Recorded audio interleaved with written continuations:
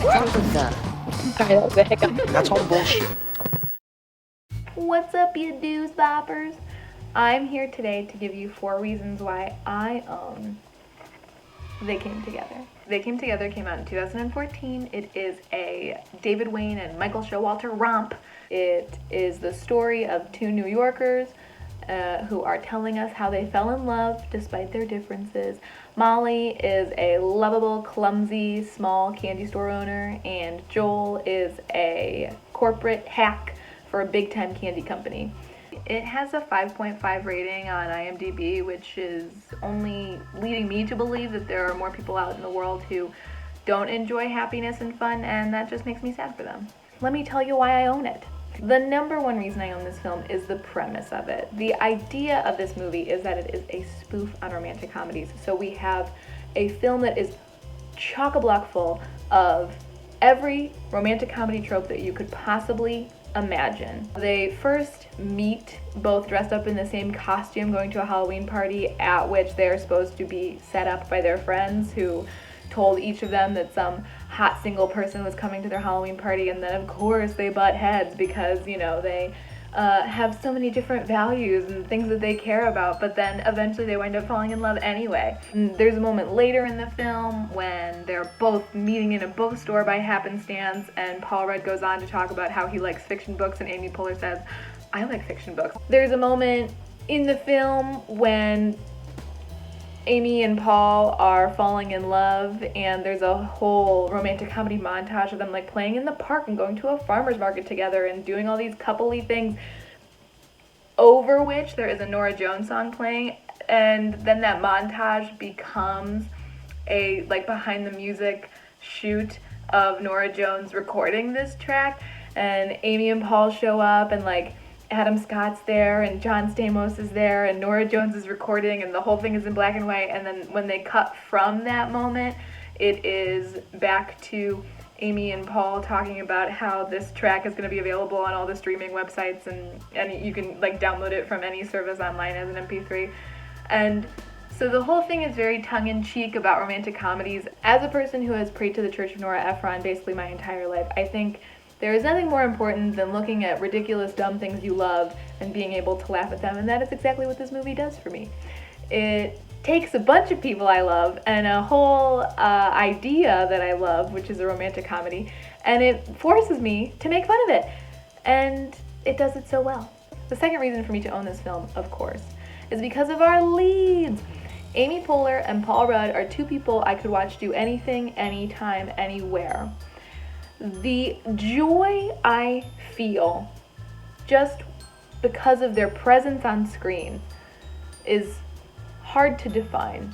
Ultimately, it's like sunshine is beaming through my heart and into the rest of my body, and they just give such earnest performances, and this is true of the entire cast, and that's what makes this movie so good, is that like everyone is in on the joke. What Amy Poehler and Paul Rudd are always good at doing, I would say, is selling a bit, and they completely sell this bit to us the entire time. They are giving us such genuine performances, like they are truly either completely in love or completely heartbroken or really mad about something. So they fully sell their performances, and I just love watching them play together as comedians to give me these performances that I know are a joke, but that feel very real, that feel as like deeply serious as Meg Ryan discovering that Tom Hanks is, you know, the guy she's been talking to on AOL this whole time. Like, they're giving me those levels of dramatic performances despite all of it being a joke. I'm so impressed by it. The third reason I own this film, of course, is for the supporting cast. Another vital part of a romantic comedy is to have all these like archetypes surrounding our main characters to make them more full characters, to make them seem more rounded and not just 2-dimensional. And everybody who's here does such a great job of doing that. Two of the most important minor characters are Ellie Kemper and Bill Hader, who don't have a personality, they're just the audience for the story. They get to ask all the questions that you might have as an audience member if you're watching just a regular romantic comedy when something kind of strange or kind of coincidental or kind of just doesn't match up happens. And it's very fun to have them there reacting off of everything that Paul and Amy are saying, and to have them be the two people who are offering a commentary for this whole story is so wonderful. And then all the other people in their universe are very fun. We have Michael Ian Black and Chris Maloney and Kenan Thompson and Jason Mantzoukas. Everyone is also participating in this universe of giving me extremely earnest performances while also completely being in on the joke. There's a moment where Chris Maloney's character is supposed to have shit his costume at the Halloween party, and Kenan confronts him about it, and then he denies it, and he presents to the room the idea that somebody else shit in his costume. And then Jason Mantzoukas says so seriously, "Who do you think did it?" There's another moment at the very end when Paul is confessing his love to Amy on the Brooklyn Promenade, and then everyone from the entire film shows up. It is something that would 100% happen in a romantic comedy, and just to have that presented to you as if it's totally normal and fine is so funny. The highlight of all the minor characters, though, is Max Greenfield. He is playing Paul Rudd's younger brother, and he is so sincere in his performance.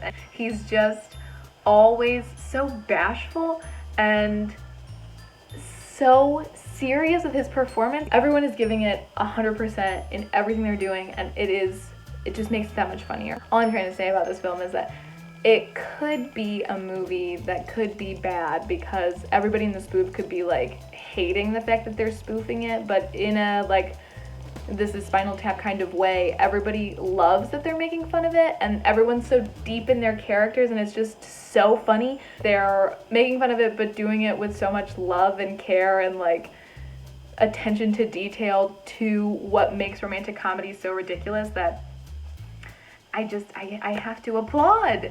I love it so much. It just makes me so happy. I've been smiling like a mad woman this whole time. And so that brings me to my fourth reason why I have to own this movie is, of course, because of Michael and David. I knew when this movie came out I was going to love it just because of the cast in the first place. But then, of course, knowing that it is made by David Wayne and Michael Showalter, I know it is going to hit every one of my funny bones. I know that these two guys are going to give me comedic performances that are going to go past parody to the point of being serious, and that I will love every second of it. And I do. I think this movie is the most fun hour and 23 minutes you could possibly have. It is a non-stop laugh fest. Ultimately, it is just taking a very simple premise and turning it up to 11 for my second Spinal Tap reference in this video. I know when it's Wayne and Showalter, I'm gonna get wonderful performances from everyone involved because everyone is just gonna be having fun. I had intended to watch the commentary for this and I didn't, which I kind of regret because I feel like this would just kind of reinforce my idea that everything about this movie was just like being in a big playground, and it's just fun for comedians to participate in this kind of, you know, spoof and goof. I just feel like it really comes through in every element of the film, and that is because of Michael and David, and because they're giving us this universe that is just an absolute joy.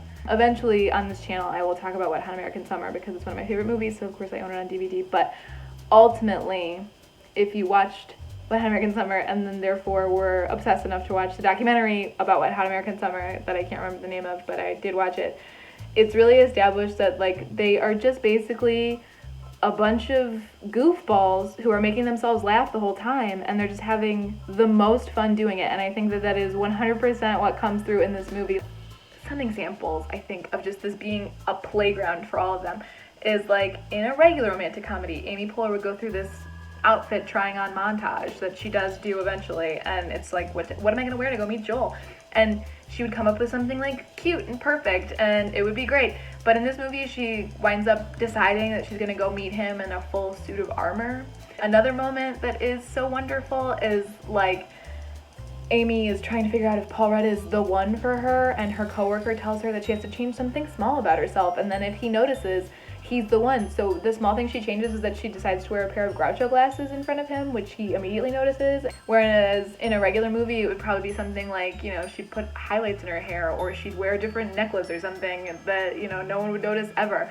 But of course the perfect guy would notice. And it's just, there's these just such wonderful, rich, delicious moments throughout this entire film, and it is so perfect.